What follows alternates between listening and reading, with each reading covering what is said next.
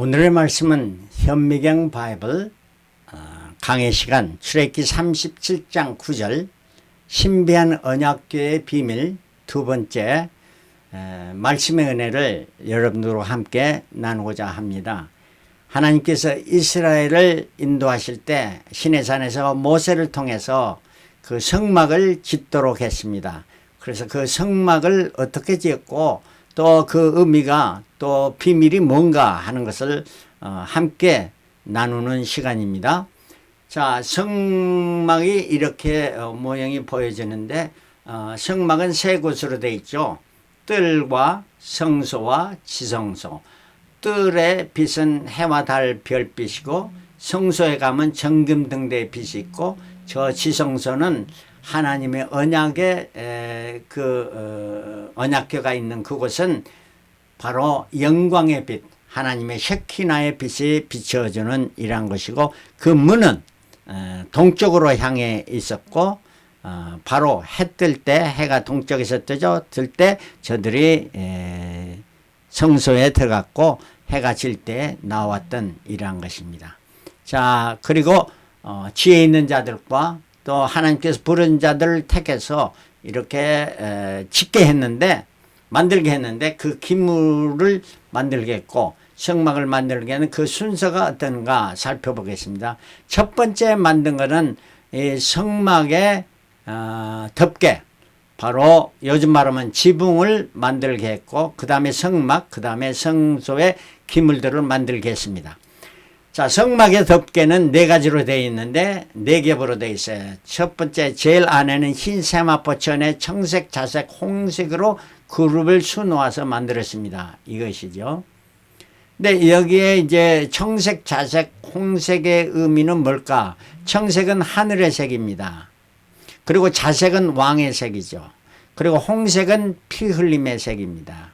피의 색이죠. 그래서 예수 그리스도가 하늘 보좌에서 이 땅에 왕의 왕으로 오셨고 또 그가 십자가에 달리서 피 흘리심으로 말미암아 우리를 구속해주는 구속사를 이루신 주님을 예표해주고 있습니다. 염소털은 이를 보호해주고 그 다음에 붉은 물들인 수양의 가죽 역시 예수 그리스도의 십자가에 달리신 어린 양이신 예수를 의미해주고 해달 은 물개를 말하죠. 물개의 가죽, 아주 비가 새지 않도록 이렇게 물개의 가죽으로 제일 겉에 덮개 해서 튼튼하게 비가 새지 않도록 이렇게 덮개를 만들었던 것입니다. 그리고 그 안에 이제 그 성막을 보면은 성막은 널판과 은받침띠, 금고리, 휘장, 기둥, 휘장 이렇게 6가지로 되어 있었는데요. 널판은 1.5규빗과 높이가 10규빗, 길이가 10규빗이었습니다. 그래서 이 20개를 갖다가 연결은 어떻게 했느냐? 띠로 연결했고요. 그 다음에 띠를 갖다가 끼워 넣는 금고리가 있었습니다.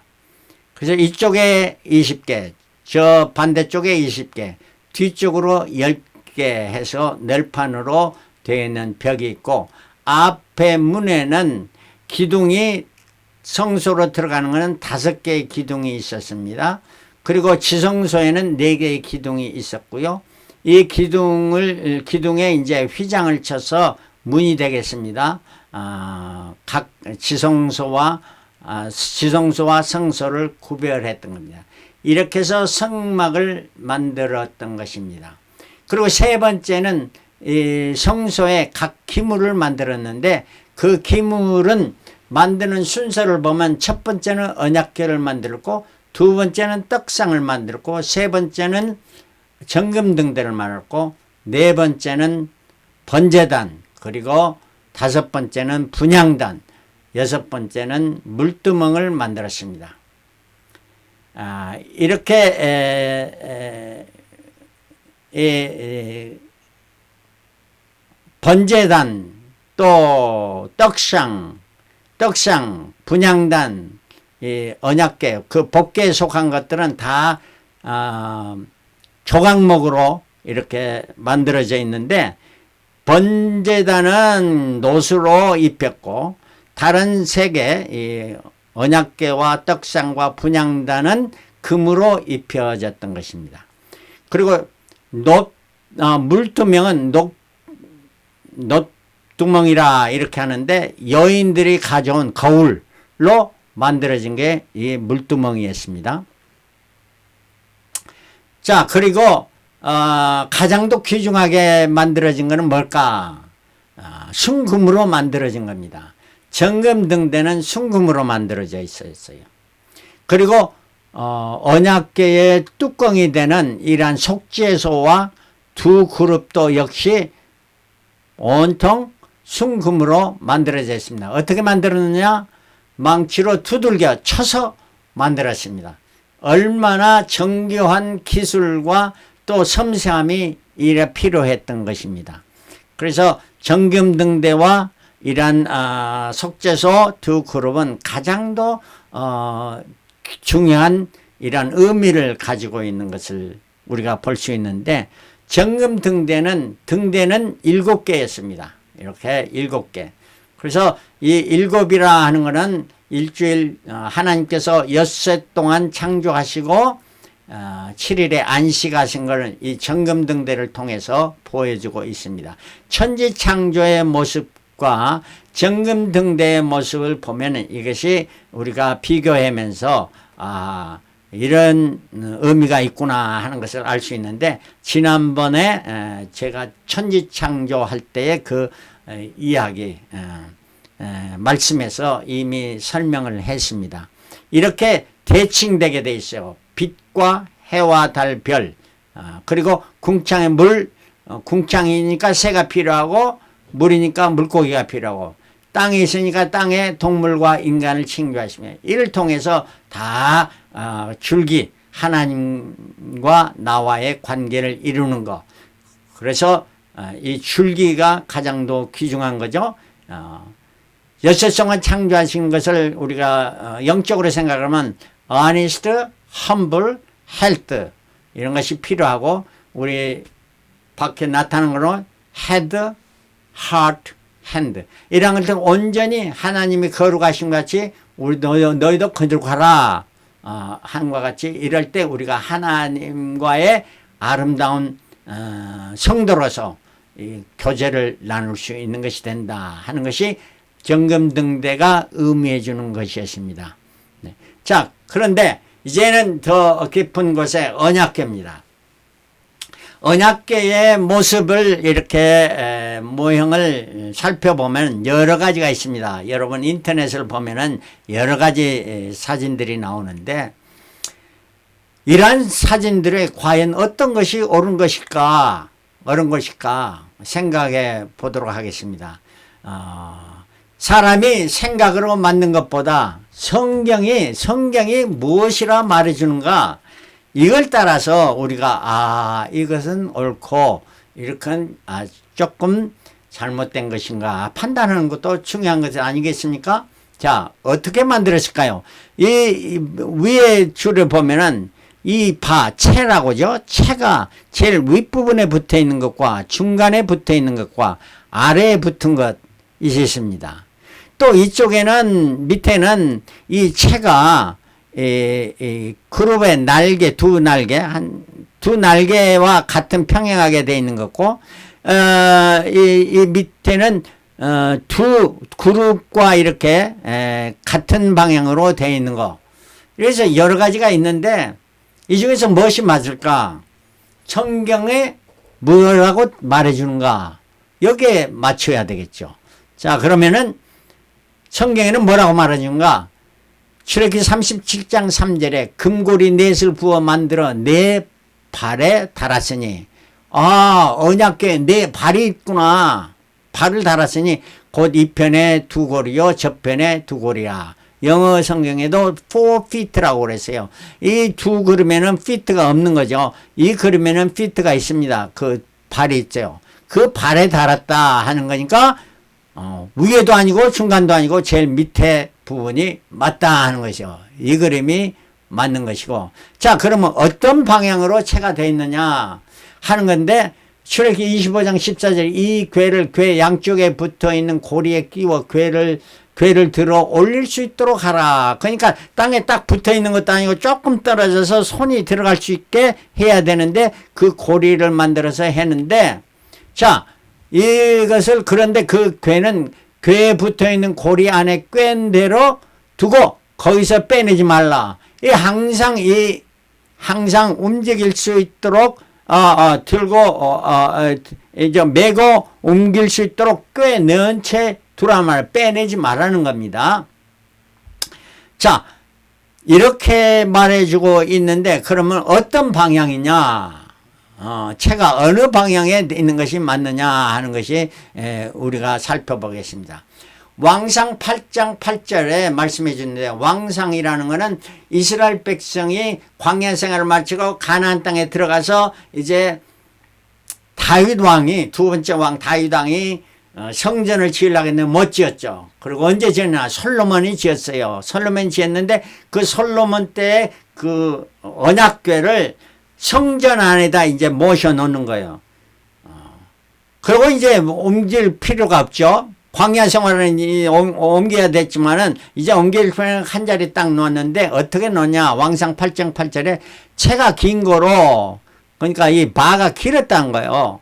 그 채 끝이 내전 앞 성소에서 보이나, 이 성소에서 그 끝이 보인단 말이에요. 바 끝이 보인다. 밖에서는 보이지 않냐면, 뜰에서는 보이지 않지만 성소에서 보면은 끝이 조금 튀어나오게 보였다 하는 거예요. 그 채는 오늘까지 그곳에 있으나 움직일 필요가 없이 그곳에 있었다 하는 이란 말입니다. 물론 오늘날까지는 아니죠. 중간에 사라졌지만은요.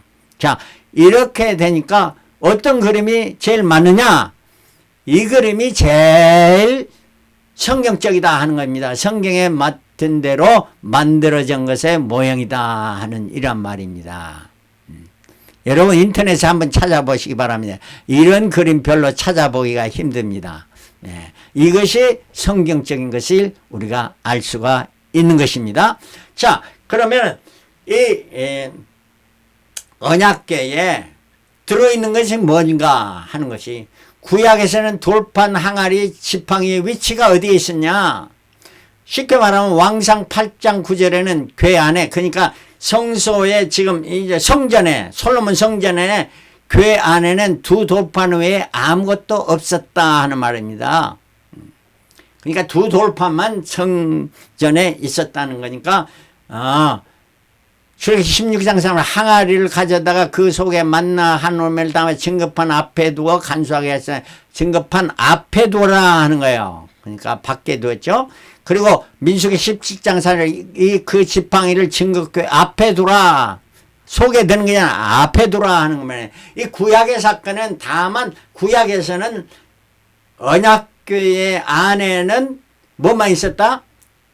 증거판 두 돌판만 있었다 하는 이런 말씀입니다. 자, 여기서 우리가 다음 단계로, 그러면 돌판과 항아리와 지팡이가 뭘 의미하는가? 두 돌판은 하나님께서 출애굽했을 때 이스라엘 백성이 시내산에서 모세에게 그 출애굽한 해에 그때에 주신 거예요.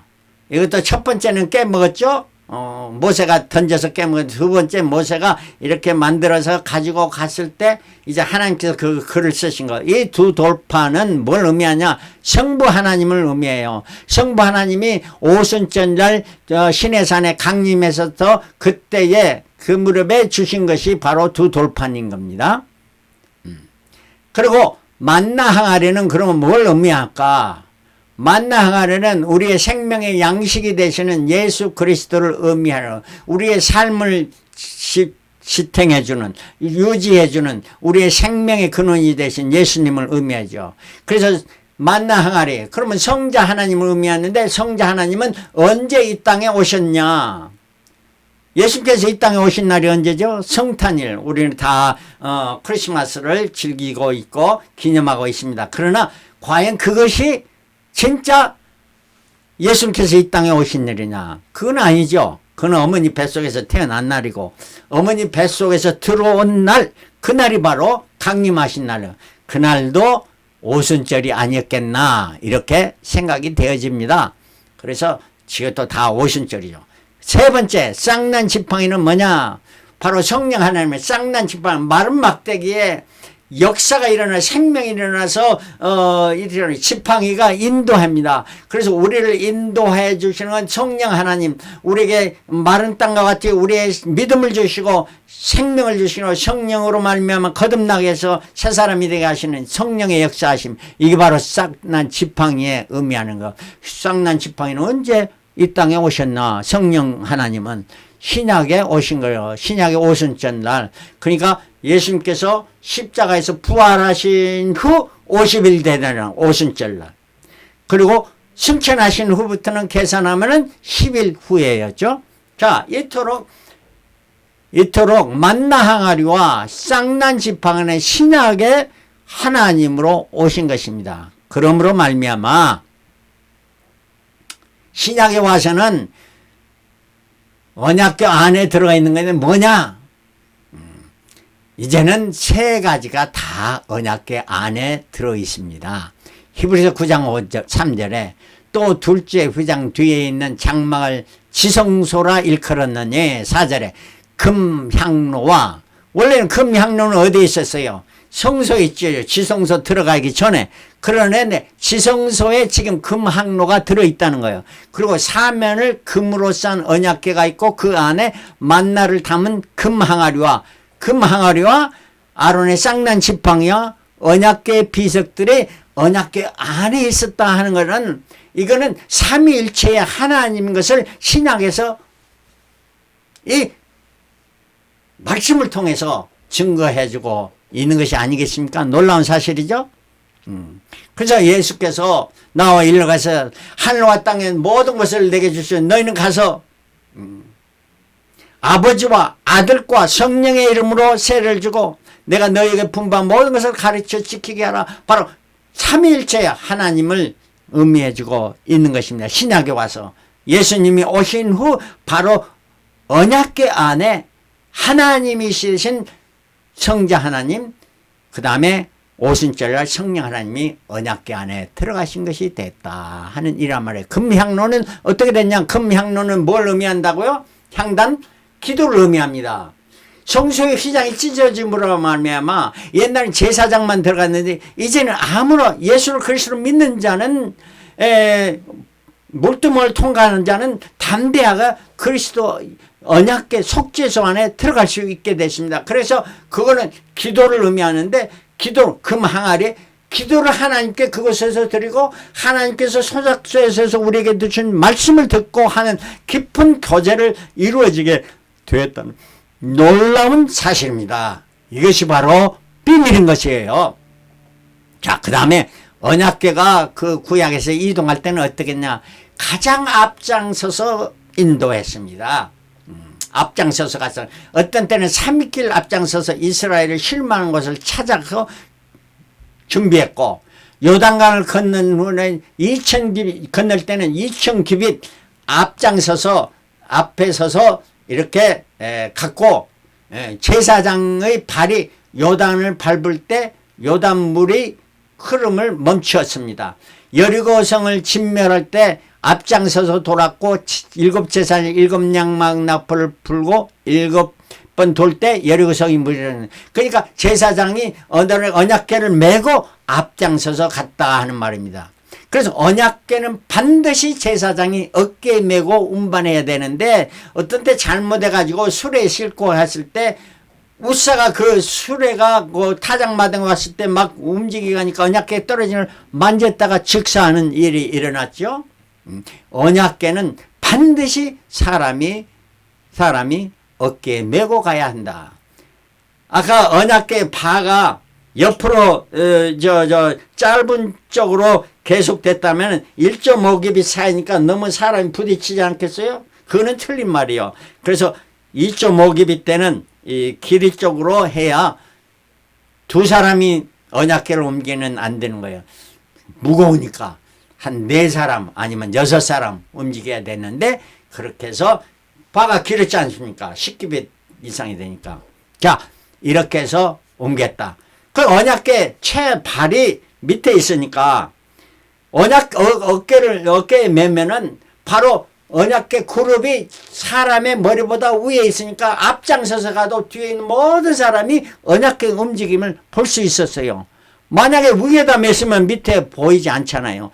이렇게 다 하나님은 정확하게 분명하게 말씀해주고 있는 것이고 그대로 만들었던 것입니다. 자, 여기 또 한 가지 사건입니다. 언약궤는 하늘의 모습이다. 이 하늘의 모습은 하늘의 모습이 제일 중요한 언약궤는 하나님을 말해주고 있죠.